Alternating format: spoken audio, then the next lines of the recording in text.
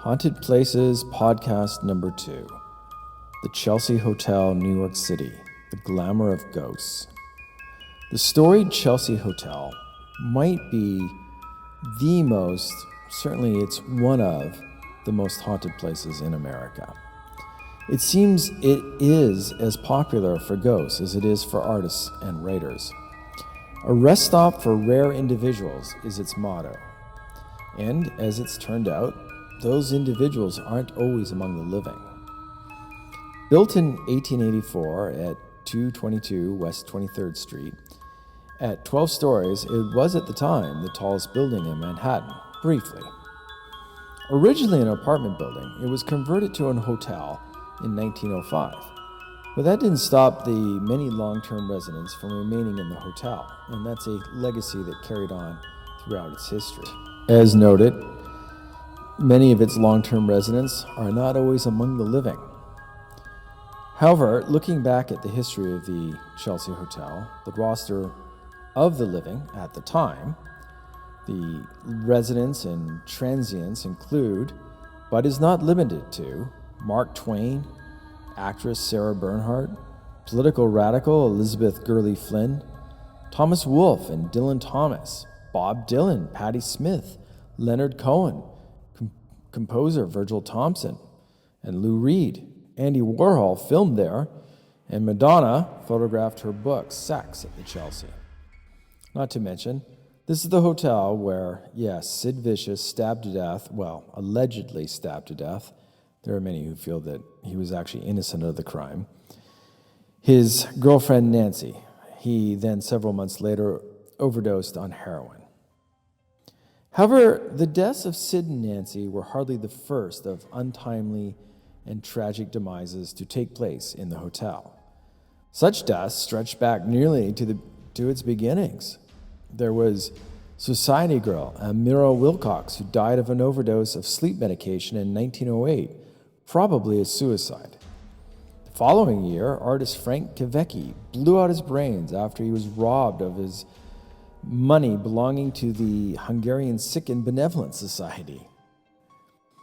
In 1922, tragically, Alelika Graf, the daughter of a well-to-do silk merchant, in a fit of pique, cut off her own hand with industrial shears and leapt out the fifth-floor window. Dylan Thomas was living there in 1953 when he drank himself to death. In 1967, Charles R. Jackson, author of The Lost Weekend, committed suicide. Floors.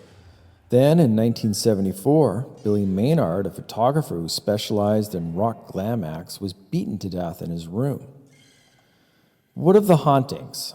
There are many and varied, and most famously include the Vain Woman, apparently a Victorian-dressed spirit who primps in front of a fifth-floor mirror.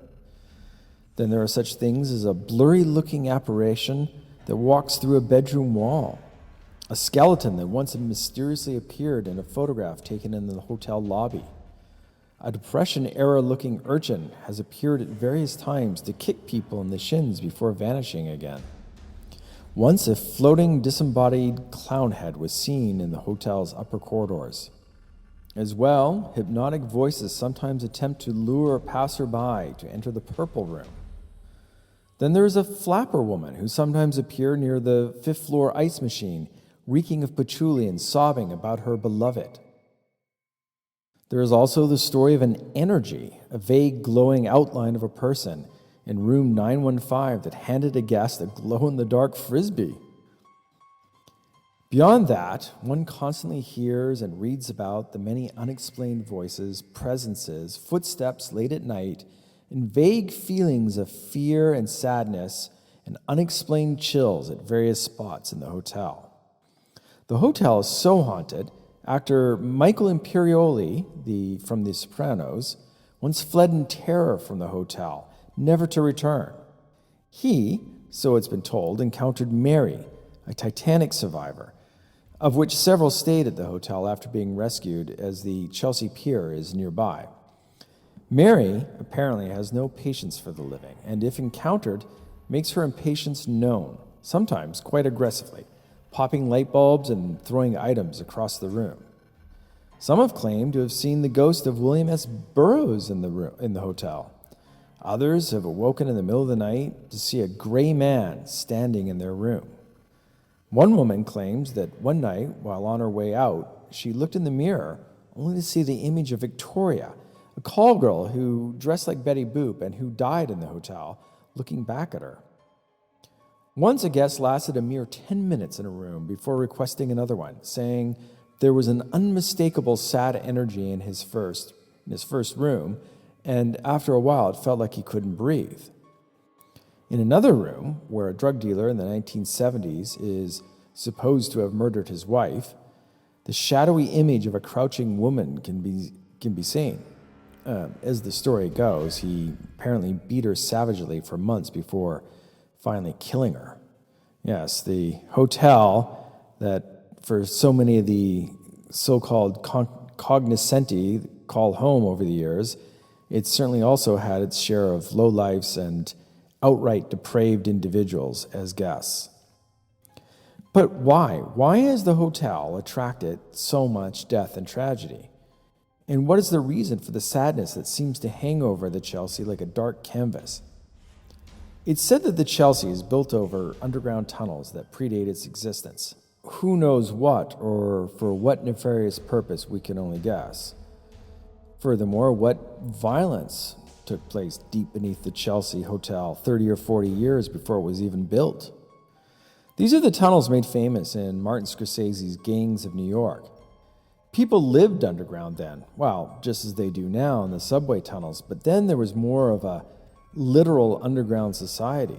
Prostitutes plied their trade down there, makeshift bars were set up, and God knows what else went on. Perhaps there is a great tragedy underlying the bowels of the Chelsea that has infected it all these years. Anyways, by the 1970s, to say that the Chelsea was a hotel of faded glamour would be generous in the extreme. In many ways, it had, become downright seedy. And over the years, since then, there have been half-hearted attempts to restore it, but it's almost as if the hotel resists it, clinging to its seediness in an effort to attract more lost souls. For what reason, again, who can know? But in 2011, the Chelsea partially closed. Some long-term residents were allowed to stay, but the hotel went under a massive, decade-long renovation, only reopening officially late last year. Of course, many Chelsea hotel aficionados wonder, will this renovation chase out the spirits that have haunted the hotel from day one? Or is such a thing even possible? To date, there have been no reports as to whether or not the Chelsea remains haunted, but the last of the long-term residents have been chased out permanently. Maybe the tortured spirits that haunt the Chelsea are still there, though, waiting to take the revenge on those who would so carelessly tamper with history. This has been Haunted Places number 2, Circus Maximus Publications presentation. We will be presenting Haunted Places every day.